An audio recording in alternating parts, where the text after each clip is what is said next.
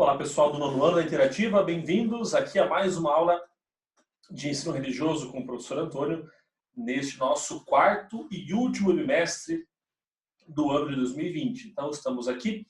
Na semana passada vocês fizeram durante a aula uma atividade, né? Já corrigi dos alunos que já entregaram, né? E nós vamos dar sequência com o nosso conteúdo e depois no final da aula eu dou alguns recados, alguns avisos para vocês aí referentes ao nosso andamento do bimestre, ok?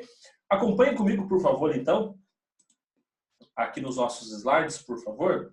Nós falávamos desde a última aula um pouco, nosso conteúdo, ele está sendo um pouco referente à questão sobre os mitos de origem da vida, os mitos de criação, a questão da morte também.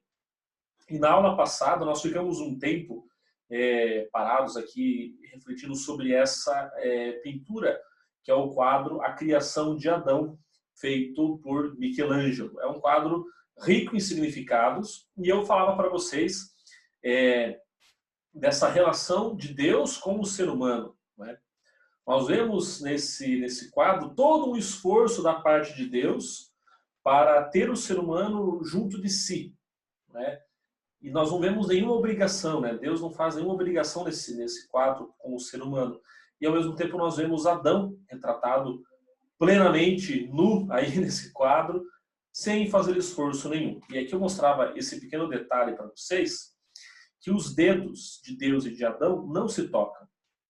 Mas por muito pouco que não se tocam. Não se tocam não por falta de um esforço da parte de Deus, que, vocês podem ver, o esforço da parte de Deus é enorme. Enorme, enorme. E se Adão simplesmente levantasse um dedo, né, teria esse contato com Deus. O que este quadro, A Criação de Adão, ele quer ensinar para cada um de nós é uma mensagem que é universal a todas as religiões. Embora Michelangelo tenha pintado esse quadro num contexto cristianizado, o que este quadro traz para nós é uma mensagem um pouco universal. Da seguinte maneira: a ação de Deus, a ação sagrada, sempre existirá. Porém, também é necessária haver uma predisposição humana para que isso ocorra. Geralmente Deus Deus nunca age sem o consentimento humano. Aí entram questões de liberdade, de livre-arbítrio, questões assim que vocês talvez já tenham estudando em filosofia ainda no ensino médio, mas são questões bem importantes de serem também compreendidas. Então, essa é uma visão deste quadro que mostra nitidamente a relação humana com o sagrado. E hoje eu trago para vocês, nós falamos um pouco sobre a criação de acordo com a religião, temos que ver também a criação de acordo com a ciência. A ciência, as teorias científicas, as revoluções científicas também proporcionam uma espécie de explicação para a natureza humana e para a criação do universo como nós o conhecemos. Então, tudo isso começa a partir da metade do século XIX. Então, acompanhem comigo. Na metade do século XIX, graças ao crescimento das atividades científicas, desenvolveu-se outra explicação sobre a origem da vida. Em 1858, o naturalista britânico Charles Darwin publicou o livro A Origem das Espécies, em que apresentava a teoria da evolução para explicar a origem da vida. Essa teoria do Darwin, a teoria das espécies, fez uma grande revolução na forma de se compreender, na forma de se entender a vida humana e outras relações também, e como que elas afetariam diretamente a existência e, sobretudo, a evolução das espécies. Aqui, muitas pessoas entendem que há um confronto entre religião e ciência. A religião, todas elas, tem a sua teoria para a criação, o chamado criacionismo.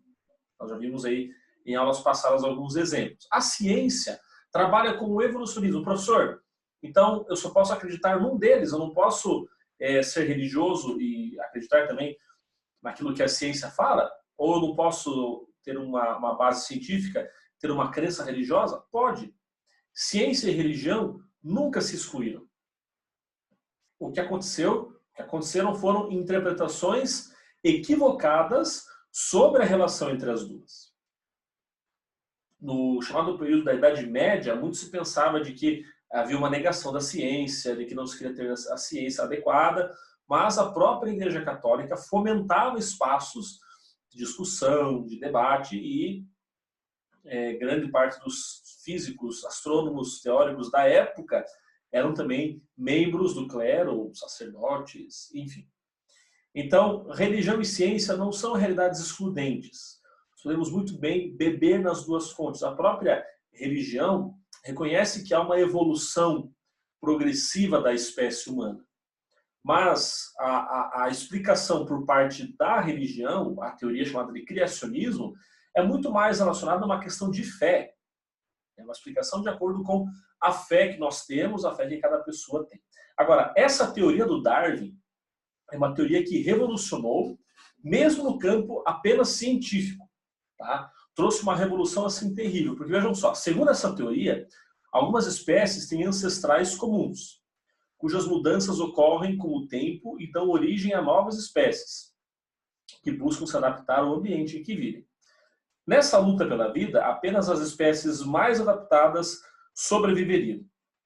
De acordo com o conceito darwinista da seleção natural, os seres vivos atuais são descendentes evoluídos de espécies que foram extintas. Então, o próprio darwinismo social, né, a própria teoria do Darwin, elabora uma coisa chamada de seleção natural. Na seleção natural, as espécies sobrevivem de acordo com sua adaptação ao ambiente em que estão inseridas. Uma deformação, uma incapacidade, uma inconformidade, levaria à extinção desta espécie. E a espécie humana, por exemplo, ela está em constante evolução também. Não é necessário nem falar que essa teoria do Darwin criou diversas assim, divergências. Não é? O Darwin teve ideias negadas do ponto de vista religioso, porque ao mesmo tempo estaria colocando em xeque a própria dignidade da vida humana. Algo que é sumamente, amplamente defendido por todas as religiões. Então, o darwinismo social, a teoria das espécies do Darwin, ela fala muito de uma utilidade humana. Então, não apenas humana, mas também fala de espécies animais. Né? Quando isso acontece, então as espécies vão se adaptando ao ambiente em que vivem, né? E se não conseguem se adaptar, elas acabam não sobrevivendo. É isso que acaba acontecendo com elas. Ok? Bom, continuando aqui então. Deixa eu só colocar aqui, vamos lá. Continuando. Esse senhor simpático da foto é o Charles Darwin, né? Esse jovem simpático aí. Jovem senhor simpático. Bom, a partir do século XX, físicos e astrônomos desenvolveram a teoria do Big Bang para explicar a origem do universo. De acordo com essa teoria, o universo teria surgido há mais de 15 bilhões de anos, após uma grande explosão cósmica. Essa explosão deu início a um processo de acomodação das diferentes matérias em expansão até hoje. Segundo descobertas arqueológicas recentes, o ser humano, nós, Homo sapiens sapiens, só teria surgido há mais de 200 mil anos. Muitos bilhões de anos depois do Big Bang. Então, para a teoria do Darwin, a teoria darwinista, a própria criação humana ela é tardia em comparação com o surgimento do universo, com a explosão que deu origem ao universo. A própria origem, a própria questão humana também é bem tardia nesse sentido, né?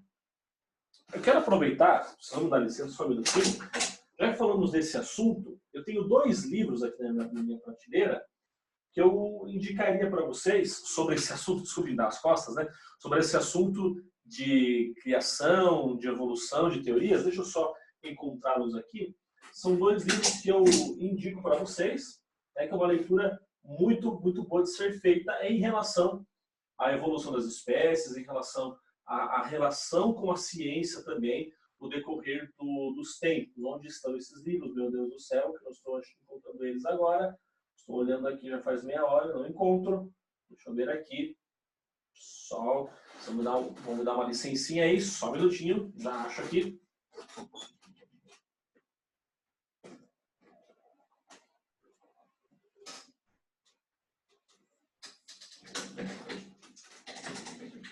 Encontrei, são 2 livros aqui de um físico astrônomo muito famoso brasileiro, que é o Marcelo Gleiser.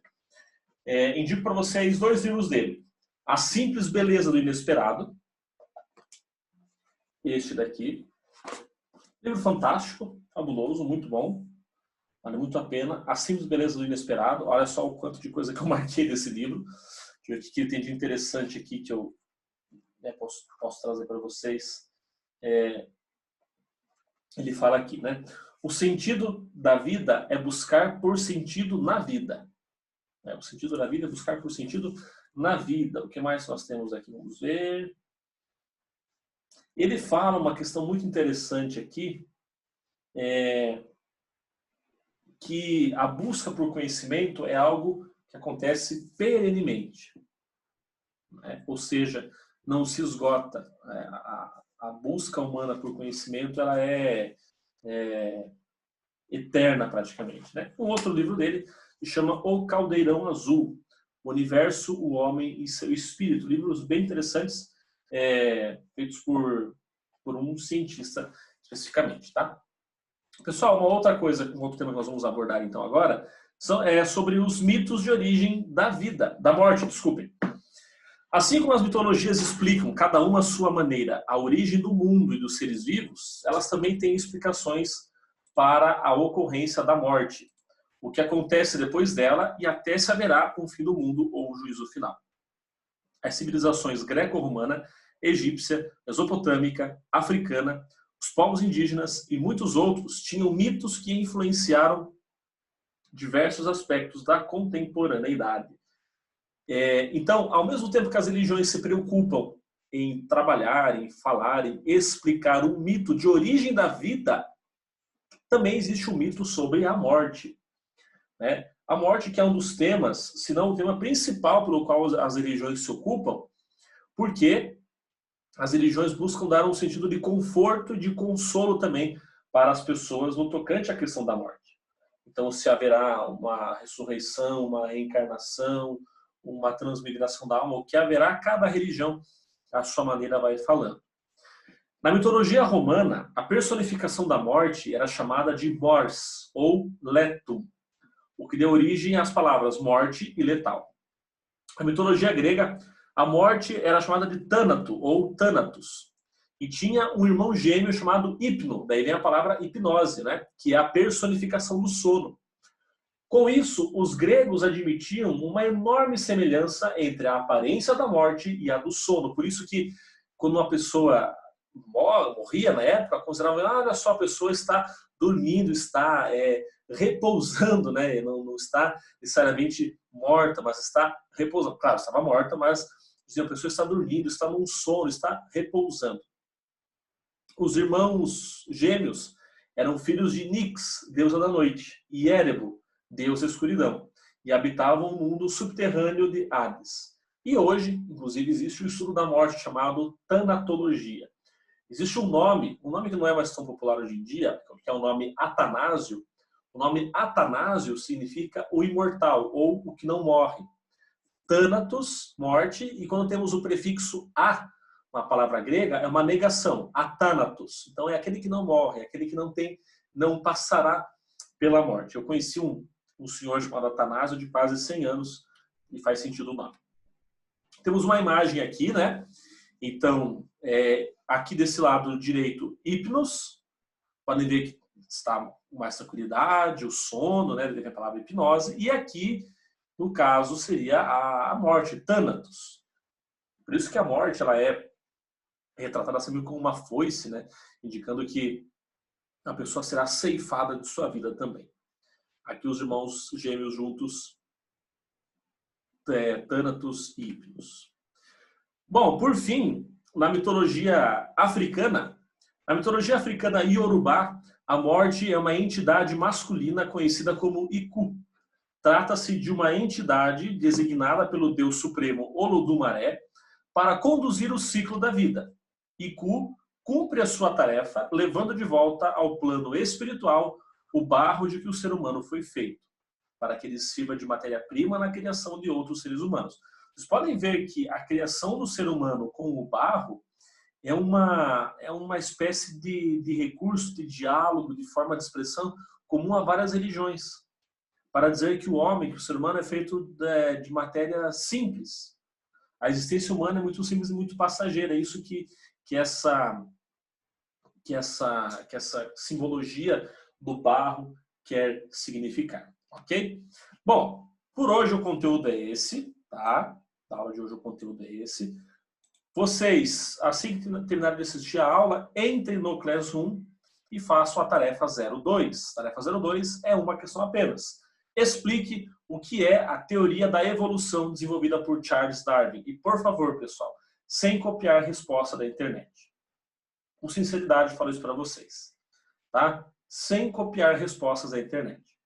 Vocês tiveram a aula já agora aqui, então respondam com suas palavras, por favor, o que é a teoria da evolução desenvolvida por Charles Darwin. E depois não se esqueçam também de responder a chamada da aula de hoje, ok? Nos encontramos no sábado, o pessoal que for fazer aula de reforço, de retomada de conteúdos na escola. Nos encontramos no sábado, daí trataremos de outros assuntos no sábado e a gente se vê por lá, tá bom? Um grande abraço a todos, uma boa sexta-feira e até mais.